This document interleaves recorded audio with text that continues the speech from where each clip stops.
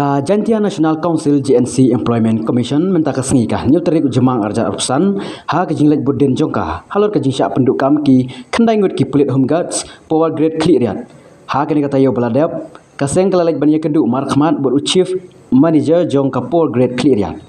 ha kejing keduk kaseng bat ha kejing keren bat ulah pentiap ha khmat kaseng bala penjelan no ya kejing pentrikam jongki syakalai benai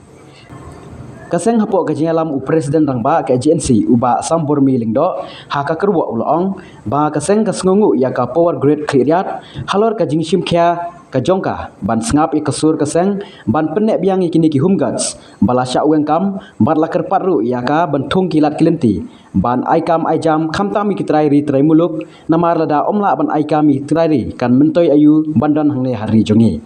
presiden ke GNC ling ba kurwa ulah kan tujur ya ka district commandant ka home guards hapo kini kilai benai ka jing penjelan ya ka jing tre kini ki paradok prasnam jongi ban wat kilat kilenti na ka banta ban penbaha penyat ya ka rukom trikam ki home guards Shushu presiden ulah kan turu ya ka surkar jela ba kan simkhya halor kane ka banta khamtam ha ka bede ber ka jing kerdu kam jong ki trai ri trai muluk khnang ba kane kanom jiashu nang ne shakmat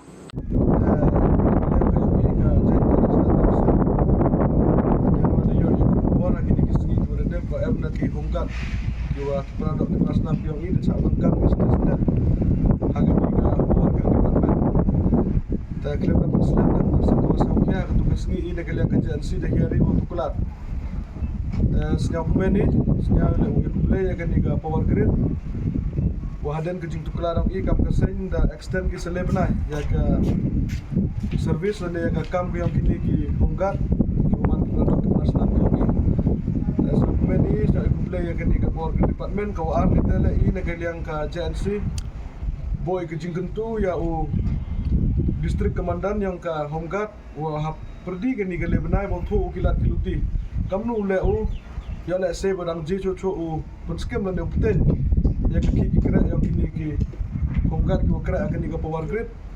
ya kuat le wah perdi ke ni ke lebenai wah ke state government le atau chimkhia go bo le ke yi ke wato sa bule ke kenang mo ki produk ki prasnam ki ogi ki wa man kam ki home guard le ne kam security ha ki bo bon ki department ki bo per o ye gi go penne open sa ya ke ki ke kra ke ki ne bha de yui wa ke jing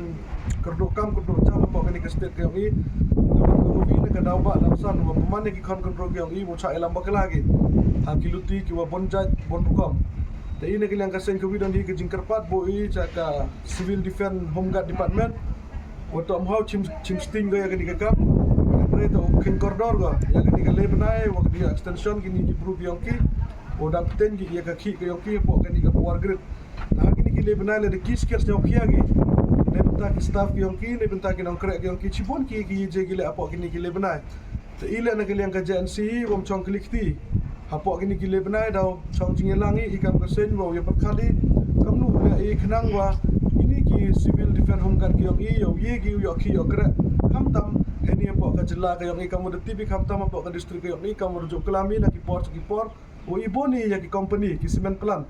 dan ya kita ki cook factories ki apa ka ni ka distrik yo ni sekian ka sarkar de tono ya sign go ya kata ka memorandum of understanding bagi ni ki company ya kini ki security agency ki private agency ki wan number